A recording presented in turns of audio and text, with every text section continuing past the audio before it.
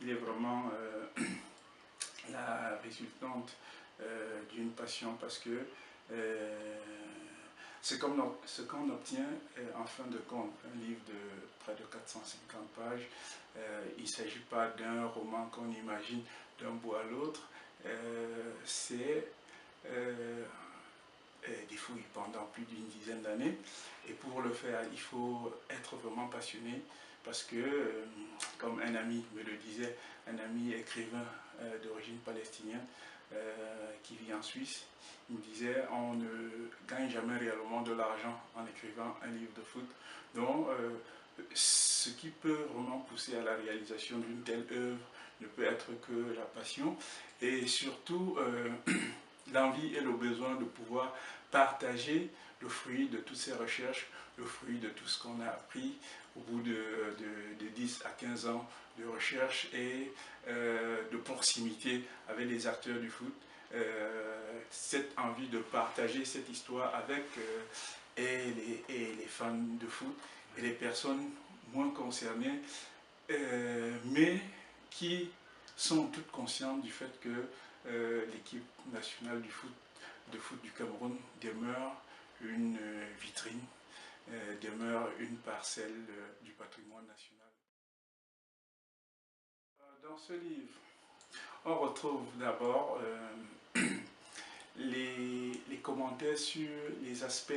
techniques et tactiques de tous les matchs, de toutes les grandes compétitions.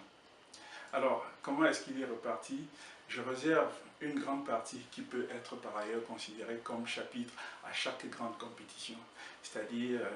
la Coupe d'Afrique des Nations 84, Coupe d'Afrique des Nations 86, Coupe du Monde 82, Coupe du Monde 90. Alors, en premier, il y a ça, les commentaires des matchs, match par match, action par action, but par but. Il y a ça. Et pour apporter plus de support, j'ai dû rencontrer les différents acteurs de toute cette histoire-là. Donc, à chaque compétition, j'ai rencontré un acteur, ça peut être un joueur majeur ou bien un entraîneur, qui a fait un témoignage pour expliquer comment est-ce que la compétition se vit de l'intérieur. Ça permet d'avoir les anecdotes, les coulisses, de rentrer un peu au plus profond de l'histoire et de ce qu'ont pu vivre les acteurs à chaque compétition. Au-delà de l'analyse technique et tactique des matchs et des témoignages, il y a à peu près une cinquantaine de pages à la fin de l'ouvrage réservées aux annexes. Et dans ces annexes, j'ai pu, au bout des recherches qui ont été effectuées, réunir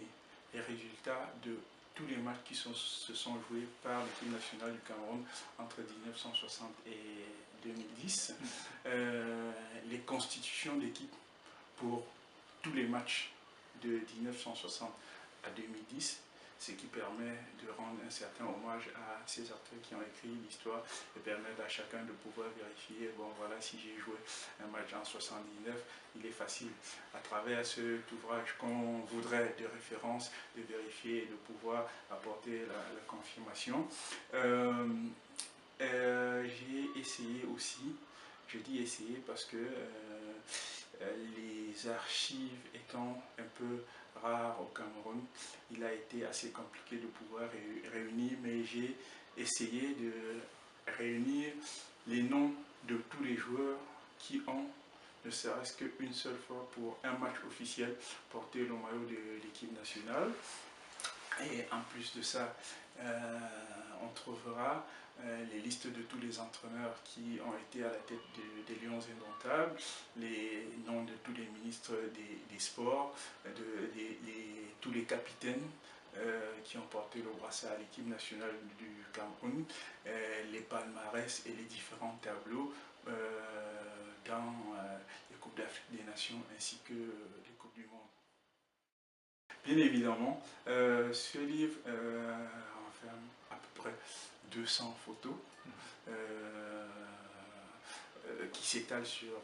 toute cette période, c'est-à-dire de 1960 à 2010, partant de la première génération qui a participé à la Coupe d'Afrique des Nations de 70 à Khartoum, c'est-à-dire la génération des Mbappé Lépé, Zachary Noah et autres, jusqu'à la génération des Samuel Eto'o. Et il faudrait dire que ça n'a pas été une tâche facile dans la mesure où,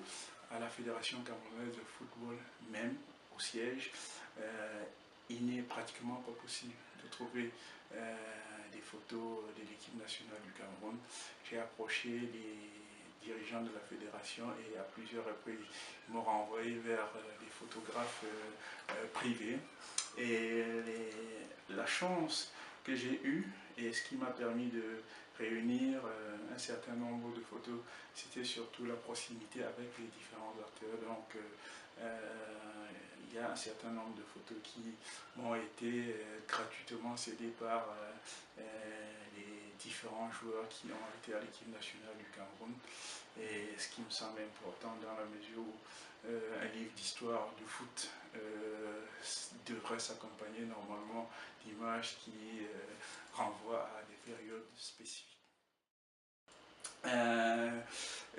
Il y a un chapitre entier qui aborde les différents problèmes que connaît le football camerounais depuis presque 1960.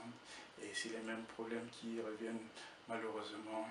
Problème des infrastructures, les rivalités permanentes entre la fédération et le ministère, la fuite des talents, le projet de professionnalisation du football qui a été évoqué il y a une vingtaine d'années par Eugène Jolia, mais qui n'a jamais été concrétisé et qui finalement se met en place aujourd'hui. Et donc dans ce chapitre, j'essaye de proposer ce qui, à mon humble avis, peut aider à avancer un tout petit peu et à se rapprocher de ce qui se fait de mieux ailleurs, ne serait-ce que dans les pays africains qui sont un peu plus en avance, comme le Ghana, le Nigeria, la Côte d'Ivoire.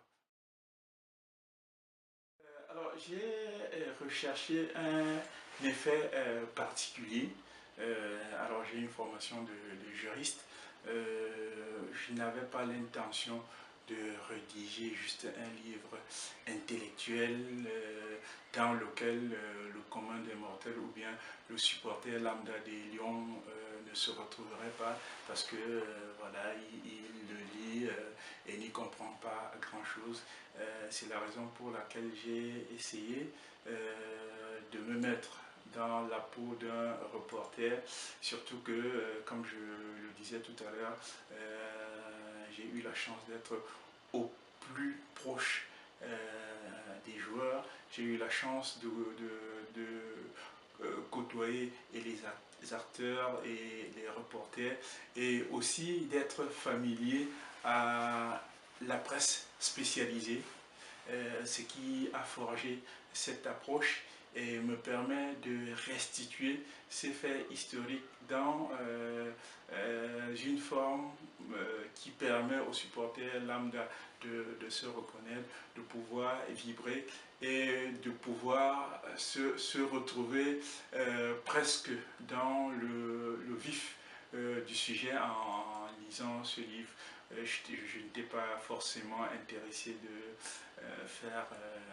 un bouquin un peu fermé, un bouquin hermétique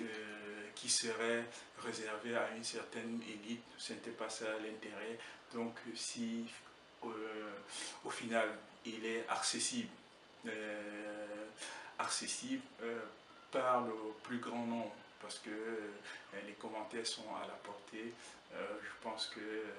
ce serait la concrétisation d'un rêve, c'est-à-dire celui de pouvoir partager ce que j'ai pu emmagasiner, j'ai pu